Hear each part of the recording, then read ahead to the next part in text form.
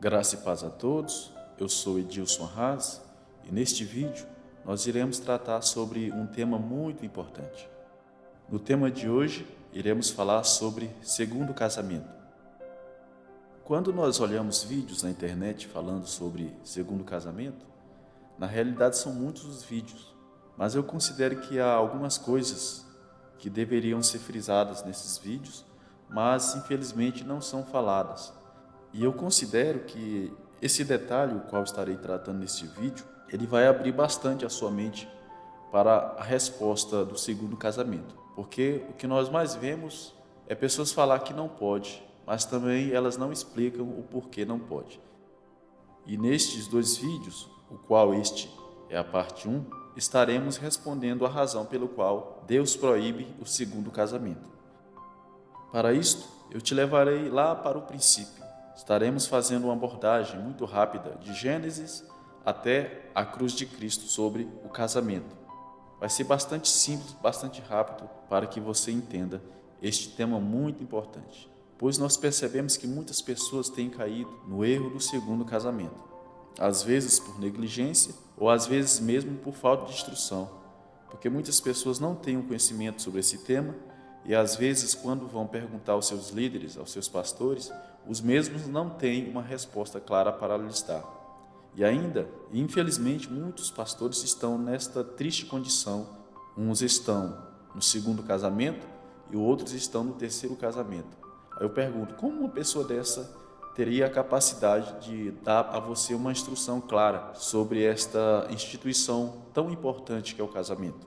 Para iniciar as considerações preliminares deste primeiro vídeo, quero fazer uma leitura no Evangelho que escreveu Mateus, capítulo 19, versículos 3 a 6. Diz assim a palavra de Deus: Então chegaram ao pé dele os fariseus, tentando, dizendo-lhe: É lícito ao homem repudiar sua mulher por qualquer motivo? Ele, porém, respondendo, disse-lhes: Não tendes lido que, no princípio, o Criador os fez macho e fêmea? E disse: Portanto, deixará o homem pai e mãe e se unirá à sua mulher, e serão dois numa só carne. Assim, não são mais dois, mas uma só carne. Portanto, o que Deus ajuntou, não separe o homem. Nesta passagem, como muitos conhecem, o Senhor Jesus foi questionado pelos fariseus se era lícito ao homem repudiar ou divorciar a sua mulher por qualquer motivo. E o Senhor Jesus, ele responde à pergunta fazendo uma indagação aos fariseus. A primeira pergunta do Senhor Jesus é: não tendes lido que no princípio o Criador os fez macho e fêmea? Então, para entendermos com mais clareza sobre o casamento, nós devemos voltar lá no princípio. E a minha abordagem de hoje vai ser muito simples. Para isto, eu quero que você entenda que a instituição casamento, ela passou por 4 tempos distintos, desde a criação do homem até o presente momento. E em cada um destes 4 tempos, o nosso Deus teve uma abordagem diferente em relação ao casamento. Mas você me pergunta, que tempos são esses? Primeiro tempo, o tempo da inocência. O segundo tempo, o tempo da consciência. O terceiro tempo, o tempo da lei. E o quarto tempo, que é o tempo da graça e da verdade. 2 destes tempos, a abordagem de Deus é igual. O primeiro tempo e o quarto tempo. O primeiro tempo é o tempo da inocência e o quarto tempo é o tempo da graça e da verdade, que deve ser como no princípio de todas as coisas. Quando Deus criou o homem e logo em seguida cria a mulher e assim institui o casamento, o plano de Deus é que as coisas corressem de acordo com a sua vontade. Mas nós percebemos que não durou muito tempo e o homem caiu em transgressão quando foi tentado no Éden. E de todas as áreas humanas que foram prejudicadas pelo pecado, uma das tais foi a instituição do casamento. Para isto, quero tratar com você, neste momento, sobre os 4 tempos pelos quais esta instituição do casamento passa no decorrer dos séculos. Primeiramente, estaremos abordando o primeiro tempo, que é o tempo da inocência, quando tudo era perfeito, quando o pecado não tinha entrado ainda no mundo. Estaremos também abordando sobre o segundo tempo, que é o tempo da consciência, quando o homem cai. e passa a viver segundo as suas leis naturais. Também estaremos falando sobre o terceiro tempo, que é o tempo da lei de Moisés, que regulamentou alguns itens do casamento. E para finalizarmos, estaremos falando sobre o quarto tempo, que diz respeito ao tempo da graça e da verdade, o qual Deus restaura todas as instituições, entre elas o casamento, para que volte como era no princípio. Primeiro tempo, tempo da inocência. Quando nós lemos o livro de Gênesis, nos capítulos iniciais, nós percebemos que desde que o casamento é instituído no Éden, até a queda, as coisas permaneceram iguais como Deus estabeleceu, na maior perfeição, na maior harmonia. Portanto, este primeiro tempo, que é o tempo da inocência, o casamento não sofreu nenhuma alteração. As coisas permaneceram perfeitas como Deus as ordenou no princípio. Segundo tempo, o tempo da consciência. Nós percebemos que depois que o homem foi tentado no Éden e o homem caiu em transgressão, assim como a palavra nos diz, todas as áreas humanas foram atingidas, e em especial a instituição do casamento. Quando o homem caiu no Éden, o casamento de Adão e Eva não sofreu nenhuma alteração, permaneceu como no princípio. Mas esta verdade não permaneceria nos anos posteriores à queda do homem. Alguns anos depois da queda do homem, a palavra de Deus nos registra que houve um homem que foi o primeiro a banalizar a instituição do casamento. Este homem era descendente de Caim. O nome dele é Lameque. Este homem tomou para si duas mulheres. O nome de uma era Ada e o nome de outra era Zilá. Este foi o primeiro ato de poligamia registrado na Bíblia. Diz assim a palavra em Gênesis 4, versículo 19. E tomou Lameque para si duas mulheres. O nome de uma era Ada e o nome de outra Zilá. Depois que Lameque tomou para si duas mulheres e instaurado o primeiro ato de poligamia entre os homens, isso se tornou normal no decorrer dos séculos, de tal maneira que até em Gênesis capítulo 6, este costume nojento é registrado. Em Gênesis 6, a Bíblia nos diz que os homens tomaram para si mais de uma mulher, de todas aquelas que lhes agradavam. Diz assim o texto sagrado: E aconteceu que, como os homens começaram a multiplicar-se sobre a face da terra, eles nasceram filhas. E viram os filhos de Deus que as filhas dos homens eram formosas, e tomaram para si mulheres de todas as que escolheram. Então, a poligamia que começa nos dias de Lameque já está se estendendo até Gênesis 6, quando Deus decide acabar com a humanidade e, a partir dali, estabeleceu uma nova aliança com Noé. Mas, como o nosso Deus é zeloso da verdade, tivemos também, neste período, bons exemplos. Quando falo nesse período, estou me referindo desde o período da queda do homem ao tempo da lei, quando foi estabelecida no Monte Sinai. Por que não falar do próprio Noé, que só teve uma esposa? Por que não falar de seus filhos, que também só tiveram uma esposa? E por que também não falar de Isaac, que só teve Rebeca como esposa? Da mesma forma, também José só teve uma esposa.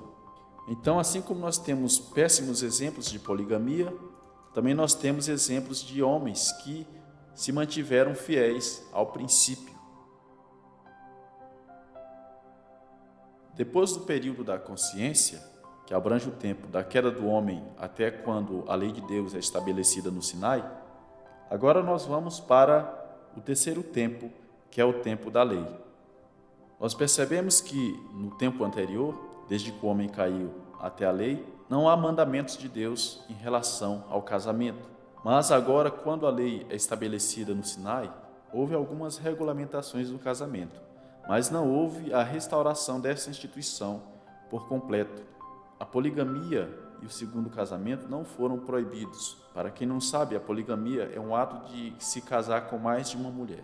Neste período, desde que a lei foi estabelecida no Sinai até a vinda de Cristo para morrer na cruz, como falei, não houve muitas alterações.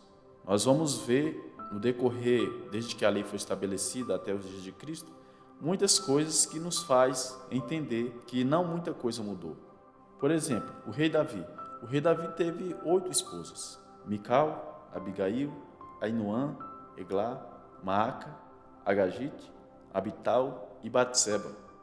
O seu filho Salomão teve, por sua vez, 1000 mulheres, sendo 700 princesas e 300 concubinas. Roboão, que é filho de Salomão e neto de Davi, teve 18 mulheres e 60 concubinas. Então nós percebemos que a poligamia não foi abolida, mas foi feita algumas regulamentações do casamento, que não alterou muita coisa. Agora vamos para o quarto tempo, o tempo da graça e da verdade. Da morte de Cristo até a consumação dos séculos, neste período, a instituição do casamento é restaurada como no princípio, sendo vetada também a poligamia e o segundo casamento.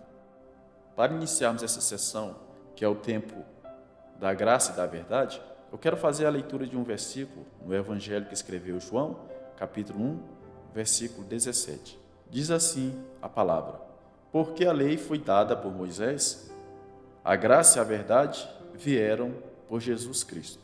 Aqui, o apóstolo João está nos afirmando que a lei foi dada por Moisés, mas a graça e a verdade nos foram dadas por Jesus Cristo. O que isso significa? Isso significa, irmãos, que a partir da morte de Cristo, que é a nova aliança, as coisas foram restauradas como no princípio. Jesus trouxe a verdade. Verdade essa que nos estava oculta desde o princípio.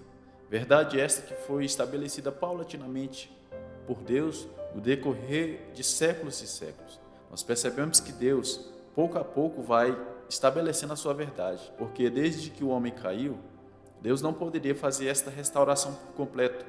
Então, por meio de gerações, nosso Deus foi estabelecendo a sua verdade, foi preparando o terreno para a vinda do seu Filho, porque o seu Filho Jesus traria para nós a graça e a verdade. Portanto, da cruz de Cristo até a consumação dos séculos, o casamento deve voltar como era no princípio, lá no Éden. Pois a partir da nova aliança, Deus ordena que os homens em todo lugar se arrependam, assim como nos diz Atos capítulo 17, versículo 30. Ele diz: mas Deus, não tendo em conta os tempos da ignorância, anuncia agora a todos os homens em todo lugar que se arrependam. O que é que o apóstolo Paulo nos está dizendo neste versículo? É que Deus não teve em conta os erros do passado. Ou seja, o grau de cobrança de Deus na antiga aliança era muito menor do que o grau de cobrança de Deus na nova aliança. Então o apóstolo Paulo está trazendo conhecimento aos seus ouvintes de que Deus, não tendo em conta os tempos da ignorância, anuncia agora a todos os homens em todo lugar que se arrependam, que todos os homens se voltem para a verdade. O tempo da antiga aliança passou. A partir de hoje, a verdade foi estabelecida em Cristo Jesus e todas as coisas foram restauradas como no princípio. E isto engloba também, principalmente, o casamento. Então, uma instituição que não foi muito lembrada no passado, que não foi regulamentada desde que o homem caiu, agora, nos dias de Cristo, ela volta a ser regulamentada como no princípio. O apóstolo Paulo enfatiza também isso em 1 Timóteo, capítulo 3, no versículo 2 e no versículo 12, quando ele nos diz que os servos de Deus, especialmente aqueles que estarão na frente da obra, devem possuir simplesmente uma só esposa. Portanto, eu quero te fazer entender que nesses 4 tempos pelo qual a instituição do casamento passou, o tempo da inocência, onde nada houve de alteração, o tempo da consciência, onde o homem caiu e colocou em xeque essa instituição, banalizando o casamento, no terceiro período, que é o tempo da lei, algumas regulamentações foram feitas, mas nenhuma restauração houve. Mas no tempo da graça, o Senhor Jesus, ele restaura todas as coisas. É por isso que ele fala aos fariseus: ouviste o que foi dito? Eu, porém, vos digo. Quando Jesus fala eu, porém, vos digo, ele está trazendo a verdade, a qual o apóstolo João escreve, quando nos afirma que Jesus trouxe a graça e a verdade. Portanto, de Jesus para frente, as coisas são restauradas. E a ordem de Deus é que o casamento seja como no princípio, onde não havia poligamia, nem tampouco o segundo casamento.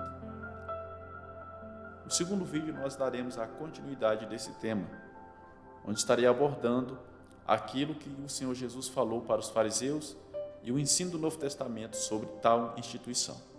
Que Deus te abençoe, no nome de Jesus.